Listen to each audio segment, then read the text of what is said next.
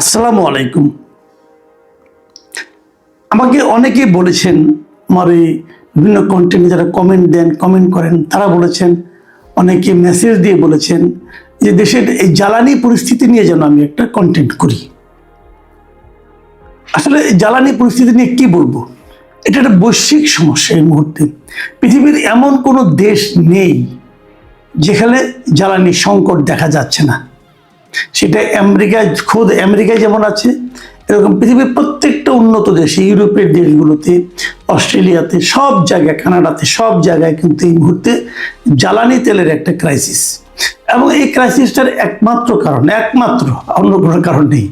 একমাত্র কারণ হলো ইরানের সঙ্গে যুক্তরাষ্ট্র এবং ইসরায়েলের যে যুদ্ধ চলছে সেটা।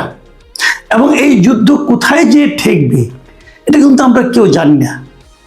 যুদ্ধে যতই যুক্তরাষ্ট্রের জয়টা অসম্ভব হয়ে যাচ্ছে, ততই কিন্তু আমি যুদ্ধের পরিণতি আরো খারাপ দেখছি।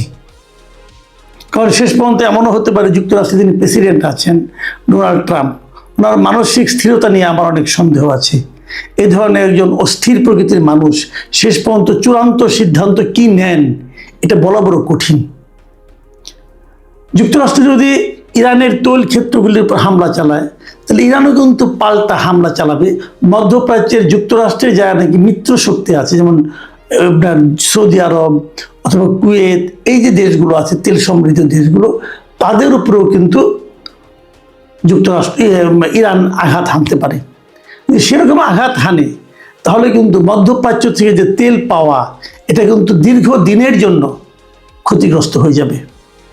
কাজেই তেল সংকট, এটা কারণটা যেমন আমরা জানি, আগামী দিনগুলোতে তেলের কি হবে এটা আরো ভয়ঙ্কর হবে।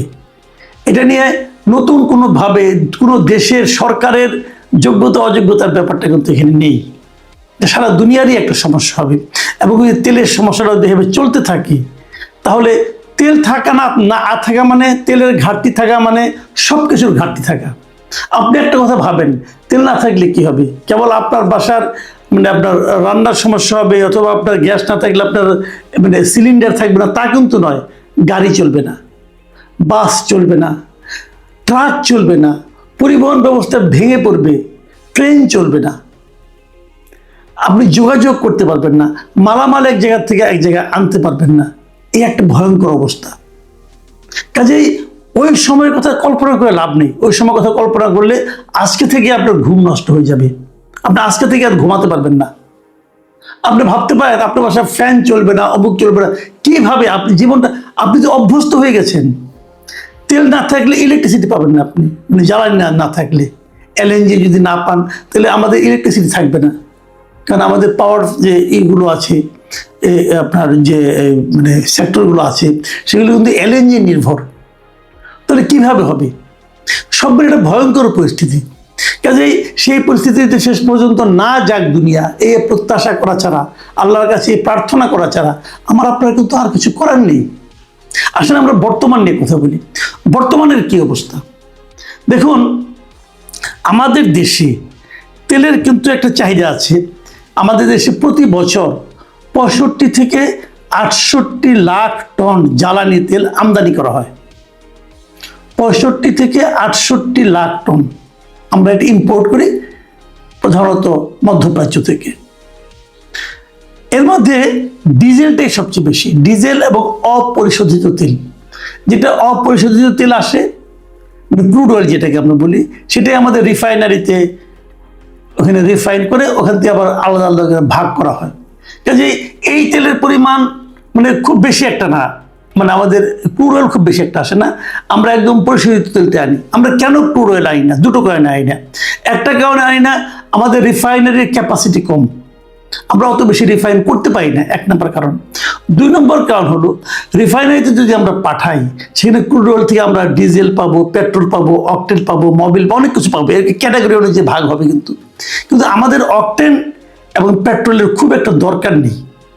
আমরা পেট্রোল এবং অকটেনটা পেয়ে যাই আমাদের যে গ্যাস সেক্টর, গ্যাস ফিল্ডগুলো আছে, এই গ্যাস ফিল্ডের সঙ্গে যখন আমরা গ্যাস উত্তোলন করি, তখন তার বাই প্রোডাক্ট হিসেবে কন্ডেনসেট নামে একটা জিনিস উঠে, একটা তরল পদার্থ উঠে।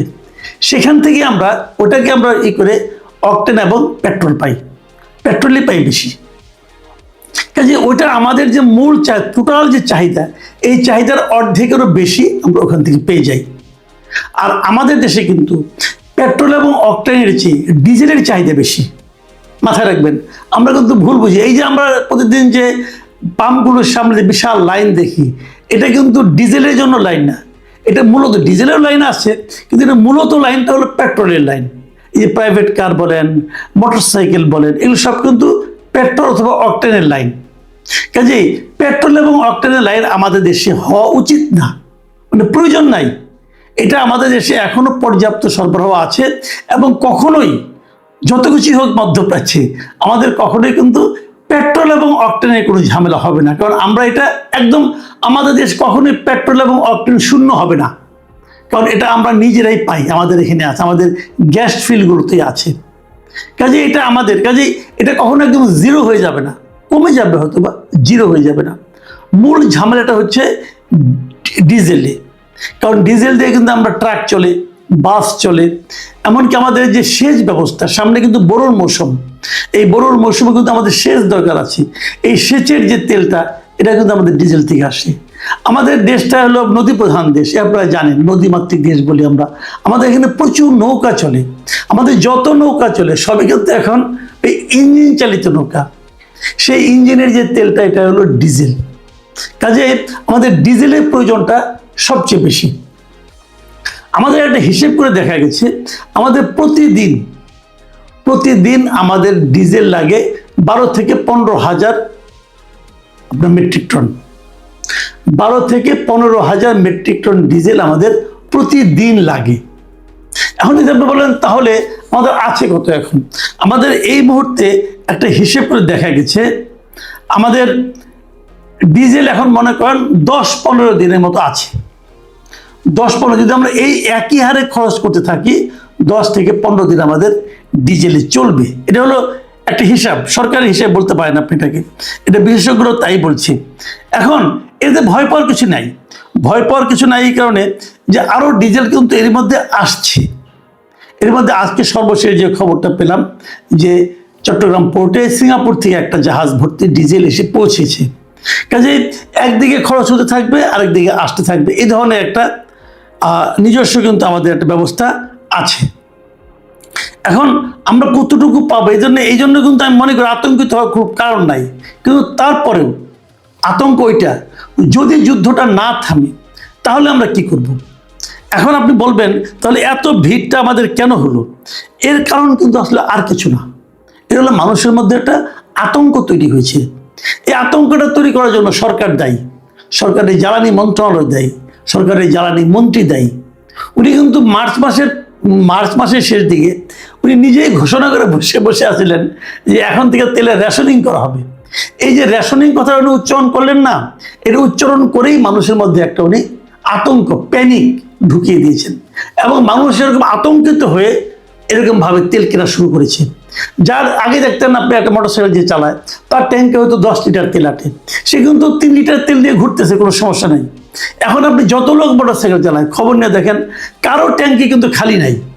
ধরেন 10 লিটার তেল ভরলো, 2 লিটার তেল ফুরিয়ে গেল, সে আবার কিন্তু বাসায় যাওয়ার সময় আবার যে লাইনে আধা ঘন্টা 2 ঘন্টা দাঁড়িয়ে থেকে ট্যাঙ্কিটা ফুল করে নিয়ে যায়, কারণ তার মধ্যে ভয় ঢুকে গেছে যদি কাল থেকে আবার তেল না পাই।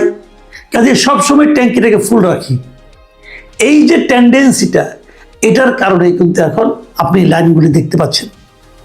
এই লাইনটা আসলে কৃত্রিম লাইন। এই লাইনে আরেকটা কারণ আছে, আরেকটা কারণ হলো যে যারা নাকি ব্যবসায়ী, এই ব্যবসায়ীরা যারা অসাধু ব্যবসায়ী, যখনই শুনছে তেলের ক্রাইসিস, তারা ভেবেছে যে তেলের ক্রাইসিসকে কেন্দ্র করে তারা তেলের একটা চোরা কারবারি করতে পারবে, বিদেশে মানে ইন্ডিয়াতে পাঠিয়ে দিতে পারবে, একটা চোরা কারবারির পথ আছে, অথবা মানুষের কাছে বাড়তি দামে বিক্রি করতে পারবে।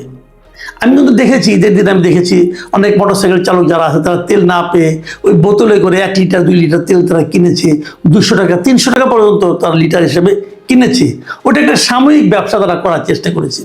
কিন্তু এই ব্যাপারে সরকারের কিন্তু খুব সিরিয়াস হয়েছে এইভাবে যে তারা কারা কারা তেল মজুত করছে এটা উদ্ধারের জন্য চেষ্টা করছে, পুরস্কার ঘোষণা করেছে যে মজুতদারদেরকে ধরিয়ে দিতে পারলে পুরস্কৃত করা হবে। এবং এই কারণে অলরেডি মজুতদার ধরা পড়ছে। এর মধ্যে দেখলাম ট্রাঙ্কের মধ্যে নাকি তেল ঢুকিয়ে রাখছিল।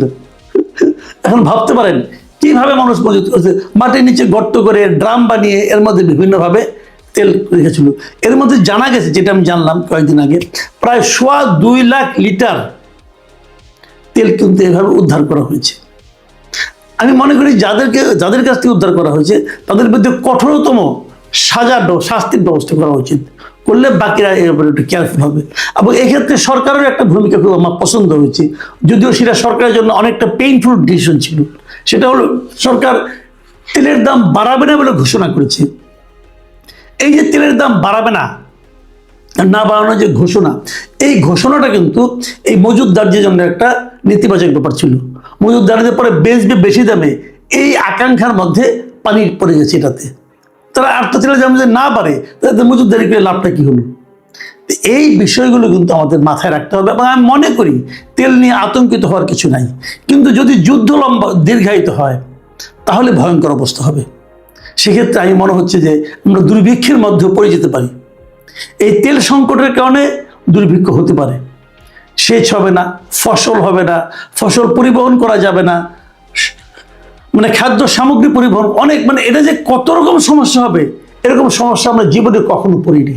সেরকম সমস্যা কিন্তু হতে পারে। তবে এখানে আমাদের সবাইকে সচেতন হতে হবে, মনে রাখতে হবে এটা কিন্তু সরকারের ব্যর্থতা না, এটা হলো বৈশ্বিক পরিস্থিতি। এই জিনিসটা মাথায় রাখেন। আর আমি সরকারকে বলবো, যখন যে পরিস্থিতি হয়, যখন যে ক্রাইসিস হয়, জনগণের সঙ্গে শেয়ার করুন, জনগণের কাছে সব খুলে বলুন, জনগণকে ভয় দেখাবেন না। আপনার জ্বালানি মন্ত্রী সরকার জনগণকে ভয় দেখিয়েছে এবং ভয় দেখানোর ফল আপনি পাচ্ছেন। জ্বালানি মন্ত্রীকে সতর্ক করুন যে বেশি কথা বলার দরকার নেই। এই সমস্ত আজগুবি কথাবার্তা বলে মানুষের মধ্যে ভয় ছড়িয়ে দেওয়া কোনো ভালো কাজ না। আর যে তথ্য আছে, তথ্যগুলি মানুষকে স্ট্রেট কাট জানান, মানুষ বাস্তবতা বুঝুক। যদি বজ্রপাত হয়, আপনি হয়তো আপনার বাচ্চাকে বলেন না বজ্রপাত হয় নাই, এটা এমনি একটা শব্দ, তাহলে বাচ্চা কি শান্তি পাবে? বজ্রপাতের ক্ষতি কি তাকে বাঁচাতে পারবে? পারবে না তো রে ভাই। কাজেই যখন একটা বৈশ্বিক সংকট আসছে, যে সংকটের জন্য আপনি দায়ী না, সেই সংকট সবার সঙ্গে মিলেমিশে শেয়ার করতে সমস্যা কোথায়? এইটুকু শেয়ারিং তো আপনারা করবেন বলে আশা করি, কারণ আপনাদেরকে তো আমরা এই জনগণের সরকারই মনে করি। এই যে সেই জনগণ তো আপনাদেরকে ভোট দিয়ে পাঠিয়েছি, তো জনগণকে ভয় পান কেন? সব ক্লিয়ার বলুন, পরিষ্কার তথ্য দিন, এক একজন এক এক তথ্য দিয়েন না, আর দয়া করে ভয় দেখায়েন না।